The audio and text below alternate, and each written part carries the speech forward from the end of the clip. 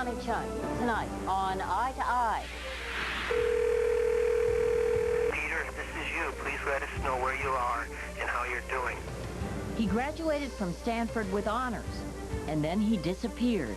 I'm looking for my son who's a missing... He came that way. You know, they might spot him. But Peter Radcliff was kidnapped by a demon no cop can catch. The shadow in your life, and it never goes away. The emotional voyage of two parents who won't stop asking, have you seen our son? I think that he was in here today. How did the world's most famous poor little rich girl become the ultimate survivor? This is my mother, and she haunts my life. Tonight, Gloria Vanderbilt talks about her 4 marriages. He beat you. Oh, yes, he used to beat me up, absolutely. And for the first time, about the tragic death of her son. I said, Carter, don't do this to me. Carter, come back. Just let go. An Eye to Eye exclusive. Why me? Well, why not me? Why is me exempt from this? You think you can actually prove that God exists? He's a professor with a scientific crystal ball. I can come close to doing that. They're buying it. Will you? What Tipler is trying to do is just sell books. Do you believe in life after death? Frank Tipler says he can see forever. Will there be sex in heaven? Those stories and why the woman who would be queen is more like the queen mother. Tonight on Eye to Eye.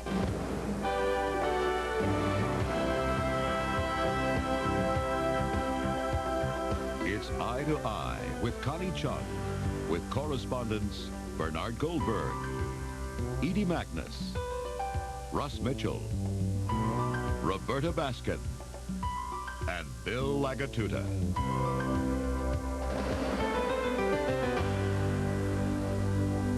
Good evening. Tonight, there are nearly 400,000 people missing in this country. Peter Radcliff is one of them. But unlike most of the others, no one suspects he was kidnapped, killed, or that he chose to run away. Everyone who knows Peter believes he is a victim of his own demons. Bill Lagatuta joins a mother and father on a relentless search for their son. Bill? Connie, this is not just another missing person story. Peter Radcliff is not a child. He's 34 years old and would be a productive member of society if only he could find his way back. Oh, God. Can't believe it. I can't believe I'm doing this. I can't believe this is really happening. Peter's mother would do anything to find him. It's like living with sorrow every day. There's a shadow in your life, and it never goes away. Give us a call. That's our phone. I'm his father, and that's our phone number on the flyer. His father tells the story to anyone who will listen. I don't know. I'm looking for my son. Haven't been too successful at it, but we do... The thought that we might never know. We may never see Peter again, and we may never know what happened to him. That's difficult. This is no organized effort, no foundation, no volunteers. Diana and Peter Radcliff have no idea, really, how to find a missing person, except to just keep looking. Yeah, that looks fun. We'll accept all collect calls to the... And hope the next call is from someone who has seen him, or maybe Peter himself. Peter, if this is you, please let us know where you are and how you're doing. We love you, Peter.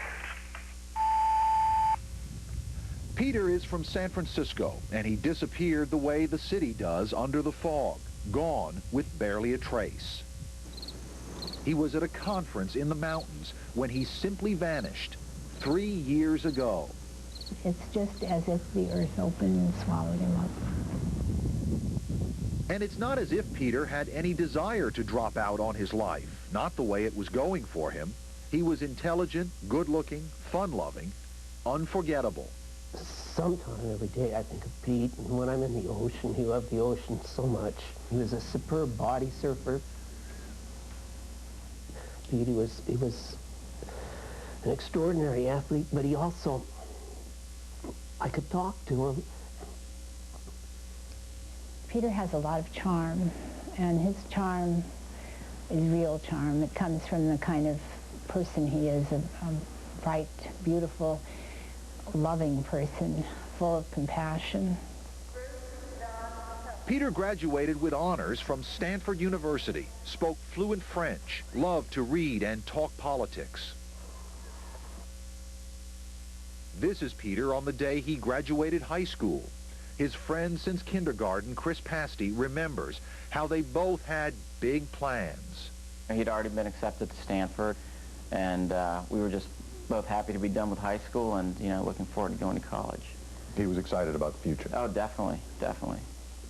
But no matter how remarkable he was, Peter couldn't escape what was about to happen to him. It never showed when he was a child, not as a teenager either.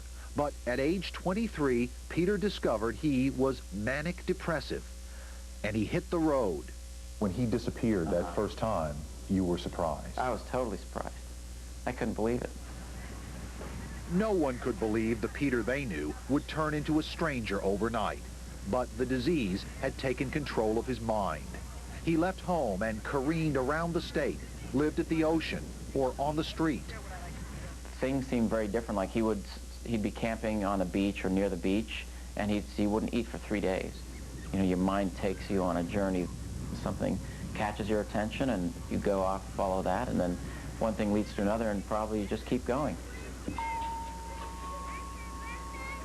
Peter was on that journey for 5 frightening months before he snapped out of it and came home. He got help from his doctor, who put him on the drug often used to treat manic depressives, lithium. There was such a simple way out, a lithium pill twice a day, and he could live his normal life. Peter's life was back to normal. For 5 years, there were no more episodes until he attended that conference at a summer camp in western Massachusetts. He seemed fine in this idyllic setting, but when friends went to wake him one day, Peter had wandered off. He was spotted at a nearby store by Billy Joe Baxter. He looked like a normal everyday guy, but he seemed really confused and mixed up, and he wasn't really, you know, sure where he was going, but he was going somewhere. A truck driver gave him a lift and dropped him off somewhere here in New England. He had left behind his eyeglasses, his ID, and most importantly, his lithium. Peter Radcliff, age 31, was lost. He's wandering, and he could be amnesiac, or partly amnesiac, and not know who he is, or why he's there. And, I mean, do you have a sense of how horrible that is?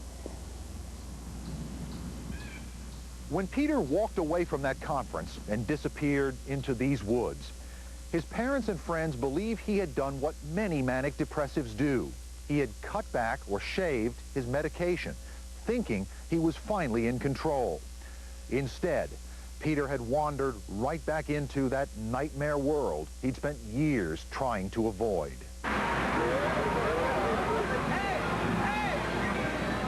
This is what life can be like if you're manic depressive like Peter. When you're manic, everything is more intense. Lights brighter, colors more vivid, noises louder. You're carried along on impulse, out of control. In the grip of his awful illness, Peter thought he was invincible.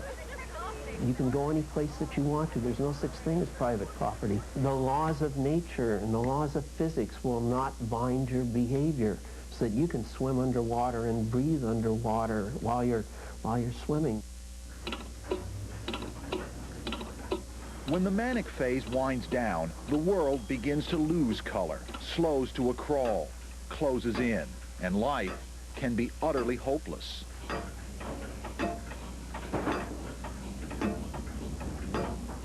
Nothing at all seems worthwhile. You feel just totally consumed by grief. You think he feels trapped in this mental state he's in now, and he just can't get out? He's not capable of making a decision in his own best interest, or a choice in his own best interest. Were you frightened for him? Oh, frightened. It was terrifying. Oh, yes. God. I mean, and Well, for us, you're talking about fear. We were just in a constant state of fear all the time. Fear that the same brain which made Peter brilliant might lead him down some dangerous path. Since the normal Peter liked to travel, the manic Peter could be anywhere. So, finding him would seem impossible. I'd like 300 copies of this, and I would But the Radcliffs have a plan. We need to get those addresses. From the library, where Diana Radcliff looks up hospitals, police stations, and truck stops, one state at a time, We always fold it like this. to their living room, which has become an amateur missing persons bureau, the Radcliffs believe anyone who hears Peter's story won't be able to ignore it, especially at America's truck stops. Hi, I'm looking for my son who's a missing person. I wondered if I could give you a flyer. It's hardly the most efficient way to get the word out, but at every opportunity, Peter Sr. is stepping up to the cab of another big rig, meeting the men and women he thinks have the best chance of spotting a lost soul out on the highway. Hi. How long has he been missing now? It's now almost close to 3 years. No contact or nothing? It just disappeared, you know. It was, after all, a trucker who gave Peter a lift shortly after he vanished. How many truckers do you think you've talked to over the past few years? Oh, thousands. And the truckers are looking. Yeah, Mrs. Radcliffe, or Mr. Radcliffe, this is Joe Palmer from Pocomoke, Maryland. In regards to your son, Peter, we received a flyer here at the truck stop. I think that he was in here today. Thanks, Joe Palmer. Of course, we've had lots of calls like this. This one might be the real one. As Diana tried to reach the truck driver back east, Peter Sr. was out in another familiar place. So I, about once a month, just walk through and check it out. And we walked with him through Golden Gate Park in San Francisco, where many of the city's homeless sleep. A lot of people are out here because they want to be. He would not want to be here. Peter Radcliffe has spent countless hours staring into the eyes of these misplaced people. His son may be one of them now. Football truck stop. Back at home, Diana finally reaches the truck stop in Maryland. Oh, hi, Mr. Palmer. This is Diana Radcliffe calling you from San Francisco. Hi. Hi, I just wondered, had the man come in again that you thought looked like Peter? Not today. Oh, dear. Yeah. Huh. If that was Peter, he slipped away again. It's just that terrible thing of them seeing the flyer after they've seen Peter. The minute I hear that, my heart just sinks. Back in the park, more disappointment. No luck here today. No luck here today. When you're doing this, you just sometimes I have the feeling, my God, what am I doing? I might as well just take them and throw them into the wind, you know? But it's sort of important to me that sometimes when I put up a flyer, it made a little sense. And any time I saw a beach volleyball court, I put a flyer up on the post. It's an unusual place to put a flyer. It might catch the attention of the players, and I thought that if Pete came that way, you know, they might spot him, they might remember him. He might be in shape to play. Flight 126 from San Francisco and Chicago has just landed at Bradley. Peter Sr. has logged 11,000 miles in the search for his son. Every vacation from work as a college professor is another trip to some part of the country. On this day, he came back to Massachusetts with us. So this is where he was dropped off. I'll pull into the store. Nearly 3 years to the day after Peter vanished here, there were few reminders. Most of the original flyers were gone. I just wanted to post a flyer again on your bulletin board like I did 3 years ago. They're back up now with an added message. In 23 years, I've never had anybody just disappear like this and never, ever turn up again. Lieutenant Bob Goslin is the officer who investigated Peter's case back then, and he hasn't given up hope. In fact, the flyer he posted at the police station 3 years ago is still on the wall. Well, we put it up where we could see it every day. I didn't want Peter to get lost in the bureaucracy of things.